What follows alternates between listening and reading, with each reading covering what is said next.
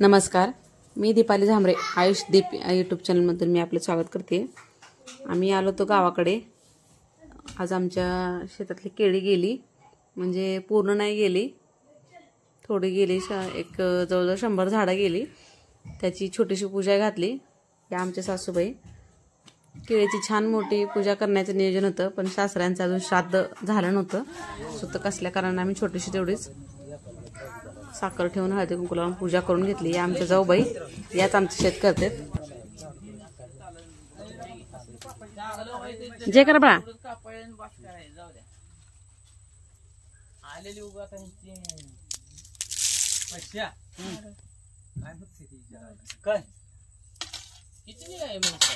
काय निघाल ते निघाल 40-50 बाराजी राहिले ते तिकडे 40-50 खाली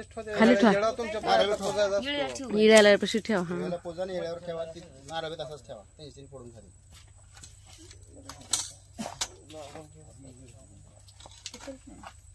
आडवट होई येळा ती घ्या, पडा पाय वरच घ्या, त्याच्यावर ठेवा। खाली ठेवा, वर काय पाडलीशे काय इथंच बघू ना, लागा त्याच्याकडे जाऊ दे, ये सगळं जाऊ दे। ही लाईन आहे बघा, बघा ती फिराज मोठी मोठी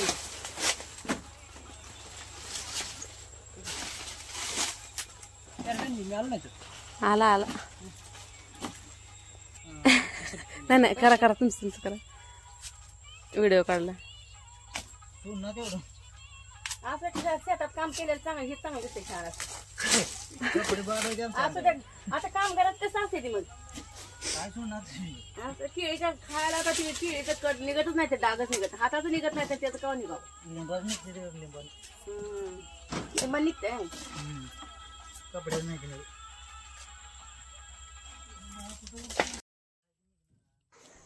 आमची ही केळी आम्ही जवळजवळ निम्म्याच्या वरतून 70% भाग आमचा सेंद्रिय खत आम्ही वापरले। जैविक नेटसर्प जे आम्ही ज्या कंपनीमध्ये काम करतो त्याचे नेटसर्पचे सगळे औषधं वापरलेत। रासायनिक प्रमाण कमी आहे। आमचा व्हिडिओ कसा वाटला नक्की कमेंट करून सांगा, आणि तुम्ही तुमच्या शेतात बऱ्यापैकी जैविकचाच वापर करा, रासायनिक खतांचा वापर टाळा।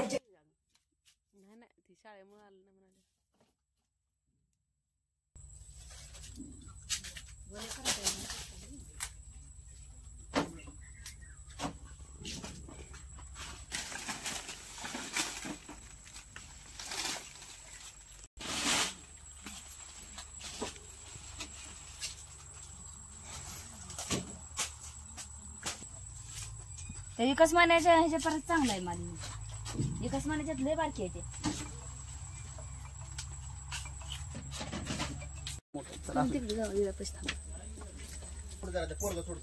उठ बाळा, तू जरा माहिती बाबा खावायला आपल्याला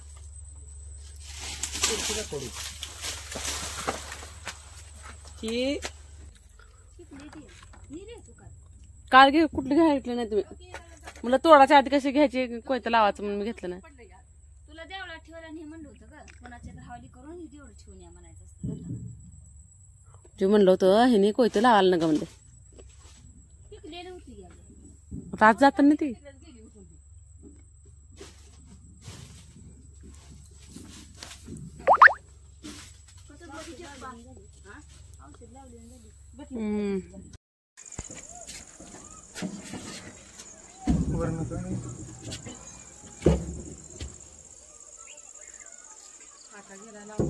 फाटा घेरायला